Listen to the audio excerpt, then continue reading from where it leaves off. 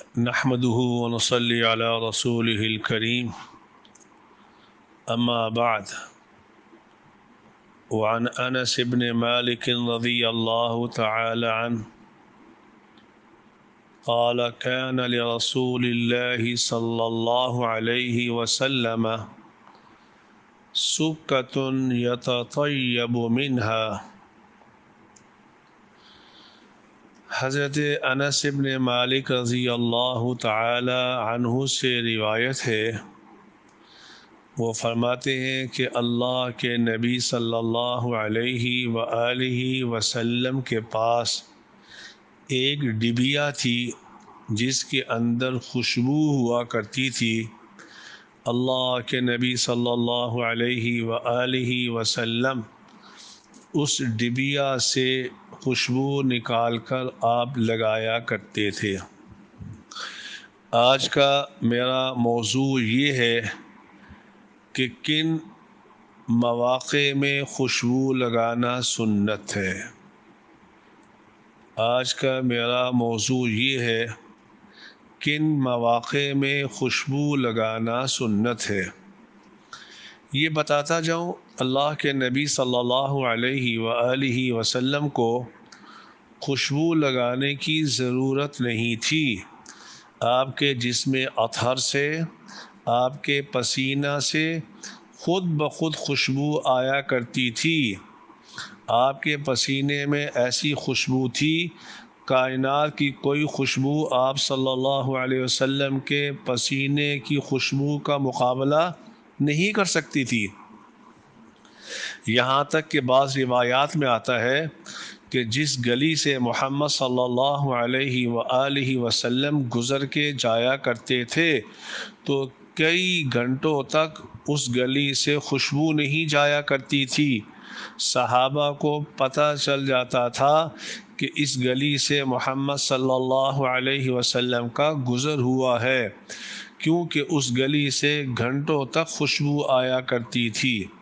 اس کے باوجود محمد صلی اللہ علیہ وآلہ وسلم تعلیما للامہ، امت کو تعلیم دینے کے لیے خوشبو لگایا کرتے تھے۔ اب کن مواقع میں خوشبو لگانی چاہیے مردوں کے لیے؟ تو لکھا ہے کہ جب جمعہ پڑھنے کے لیے جائے، جمعہ پڑھنے کے لیے آدمی جائے، اس کو چاہیے کہ خوشبو لگا کے جائے۔ اسی طرح عیدین پڑھنے کے لیے جائے، خوشبو لگا کے جائے۔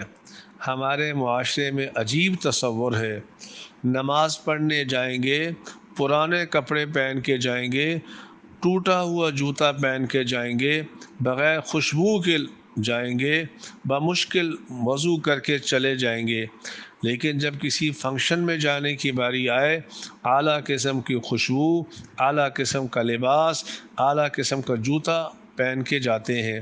حالانکہ ایسا نہیں ہونا چاہیے۔ اللہ کی ملاقات کے لیے جا رہے ہیں، اللہ کی ملاقات کے لیے جا رہے ہیں، اس لیے جب نماز کے لیے بھی آدمی جائے خوشبو لگا کے جائے۔ تو جمعے کے لیے خوشبو لگا کے جانا، عیدین کے لیے خوشبو لگا کے جانا۔ اسی طرح آدمی جب احرام باندھے، احرام باندھنے سے پہلے اپنے جسم کو معطر کرنا۔ اسی طرح وحضور الجماعہ، جب نماز پڑھنے جائے مسجد میں خوشبو لگا کے جانا چاہیے۔ والمحافل، جب کسی محفل میں جانا ہو تب بھی خوشبو لگا کے جائے۔ وقراءۃ القرآن، اور جب قرآن مجید پڑھنے کی باری آئے، قرآن پڑھنے کی باری آئے، وضو کرے، اعلیٰ قسم کا لباس پہنے، خوشبو لگائے، پھر قرآن کی تلاوت شروع کرے۔ والعلم والذکر، جب علم پڑھنے کے لیے جائے، ہمارے طلباء پھٹے پرانے کپڑے، حالانکہ چلو کپڑے صاف ہونے چاہیے، خوشبو لگا کے درسگاہ میں جانا چاہیے۔ والذکر، اور جب ذکر کی باری آئے، اللہ کے ذکر کی باری آئے، تب بھی خوشبو لگا کے جانا چاہیے۔ اور عجیب بات لکھی ہے، عجیب بات، مواہب لدنیا میں عجیب بات لکھی ہے، خصوصاً وَيَتَأَكَّدُ لِكُلٍّ مِّنَ الرَّجُلِ وَالْمَرْأَةِ عِنْدَ الْمُبَاشَرَةِ فَإِنَّهُ مِنْ حُسْنِ الْمُعَاشَرَةِ، جب آدمی اپنی بیوی کے پاس جائے اور بیوی جب اپنے شوہر کے پاس آئے ملنے کے لیے، تو اس وقت چاہیے کہ بیوی نے بھی خوشبو لگائی ہو، مرد شوہر نے بھی خوشبو لگائی ہو۔ کیوں؟ فَإِنَّهُ مِنْ حُسْنِ الْمُعَاشَرَةِ، ایسا عمل کرنا حسن معاشرت میں سے ہے۔ ہماری خواتین میں ایک کمی پائی جاتی ہے، جب دنیا کی کسی محفل میں جائیں گی، شادی پہ جائیں گی، تیار ہو کے جاتی ہیں، لیکن جب اپنے شوہر کے پاس آتی ہیں، پھٹے پرانے کپڑے، جسم سے بدبو آ رہی، پسینے کی، کپڑوں سے بدبو آ رہی، یہ اچھا طریقہ نہیں ہے، اچھا طریقہ نہیں ہے۔ کسی خاتون نے کسی خاتون سے، مجھے بات یاد آ گئی، کسی خاتون نے کسی خاتون سے کہا، جب وہ دلہن بنی تو اس کی سہیلی نے کہا، آج تو آپ بڑی اچھی لگ رہی ہیں۔ اس خاتون نے کمال کا جواب دیا، کہا جس کے لیے میں تیار ہوئی ہوں اپنے شوہر کے لیے، جب وہ یہ کہے گا اچھی لگ رہی ہے تب میرے دل کو تسلی ہوگی۔ تو جب میاں بیوی آپس میں ملے تو بیوی کو بھی چاہیے خوشبو لگا کے جائے، مرد کو بھی چاہیے خوشبو لگا کے جائے، اچھا لباس ہو۔ تو یہ ایسے مواقع ہیں جہاں خوشبو لگانے کی شریعت نے تاکید کی ہے۔ تو اللہ کے نبی صلی اللہ علیہ وآلہ وسلم کے بارے میں آتا ہے کہ آپ علیہ الصلاۃ والسلام کے پاس ایک ڈبیا تھی، یتطیب منہا، اللہ کے نبی صلی اللہ علیہ وسلم اس سے خوشبو لگایا کرتے تھے۔ اور غالباً ابن عمر کی روایت ہے رضی اللہ تعالی عنہ کی کہ اللہ کے نبی صلی اللہ علیہ وسلم نے فرمایا، ثلاث لا ترد، تین ایسی چیزیں ہیں جب کوئی آدمی آپ کو دے اس کو رد نہ کرنا۔ پہلی چیز آپ علیہ الصلاۃ والسلام نے فرمایا، الوسائد، وسائد، اگر کوئی آدمی تکیہ دے تو اس کو بھی رد نہیں کرنا چاہیے۔ والدہن، اگر کوئی تیل دے اس کو بھی رد نہیں کرنا چاہیے۔